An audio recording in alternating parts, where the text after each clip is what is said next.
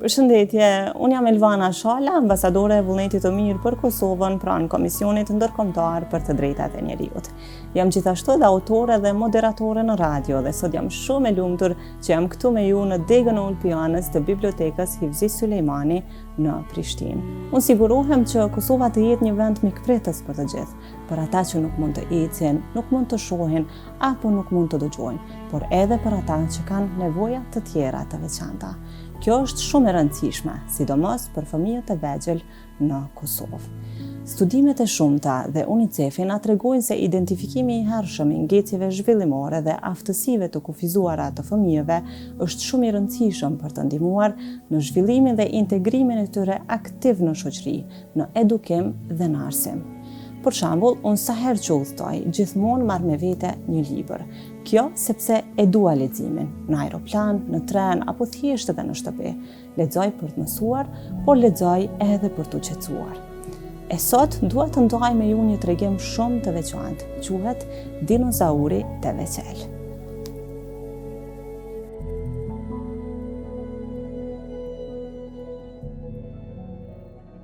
Toto është një diplodokus shumë i lezetshëm. I pëlqen shumë të luaj dhe të gjithë e duan, por ka një problem, është shumë të veçel. Çdo natë harron ta kurdis orën dhe të nesërmen shkon vonë në shkollë.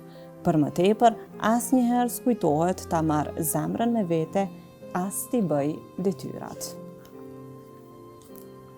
Nëna vendos t'i bëj një dhuratë, një fletore me kapak të kuq.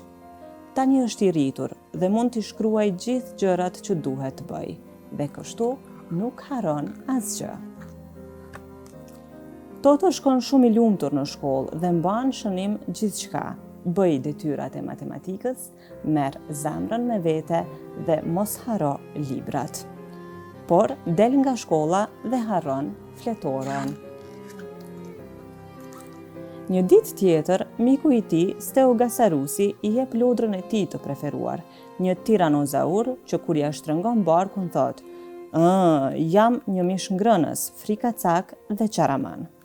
Me këtë lodër, tiranozaurët nuk ngjallin aq shumë frikë. Shoku i tij ja jep lodrën, por i thot që të kujdeset shumë për të, se nuk e zë gjumi pa të. "Të premtoj, sonte në darkë do të ta kthej", i përgjigjet Toto. Toto shkon në pyll për të luajtur me lodrën. Shokët e tij qeshin me lot sa herë që tiranozauri qan si një bebe. Ma jep, i lutet një triceratops. Dhe Toto ja jep, por pastaj futet në lum për t'u larë dhe e harron lodrën. Kur del nga uji, triceratopsi është zhdukur. E humba tiranozaurin dhe fillon të çaj. "Kush ka humbur një tiranozaur?" dëgjohet papritur një zë i lartë. "Një tiranozaur, një prej të vërtetë." Toto i vogël nis të dridhet nga frika. Ai është një diplodokus që është ushqimi i preferuar i tiranozaurit. "Qetësohu, nuk do të ha", i thot tiranozauri. "Më trego, pse po qan?" Dhe i vogli Toto ja tregon historinë që nga fillimi dhe këtë herë pa haruar asgjë. Tiranozauri vendos ta ndihmoj Toton. Së pari i mëson një truk për të mos i haruar gjërat e rëndësishme dhe pastaj së bashku kërkojnë triceratopsin dhe e marrin lodrën. Tani, çdo herë që ka diçka të rëndësishme për të bërë, Toto lidh në gisht një degës dhe nuk e heq derisa të kryej. Nganjëherë trulloset prap, por më pak se dikur. Dhe këtë mësim e ka mësuar fal shokut të tij të ri, tiranozaurit. E kujt ja merrte mendja këtë?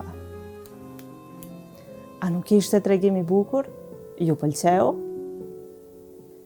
Le të mendojmë pak për atë që mësuam nga dinozauri harrestar. Jeta lëviz aq shpejt, apo jo? Kemi shkollën, familjen, shokët, sportin dhe kaq shumë momente të ngarkuara që e mbushin ditën tonë. Nganjëherë duket sikur miliona mendime po na sillen në kokë dhe është e vështirë të mbajmë mend të gjitha. Ne të gjithë harrojmë ndonjëherë dhe kjo është në rregull. Ajo që ka vërtet rëndësi është që ne zgjedhim të kujtojmë. Ju kujtohet çfarë bëri dinozauri për ta ndihmuar veten? Ai e lidhi një fell rreth gishtit.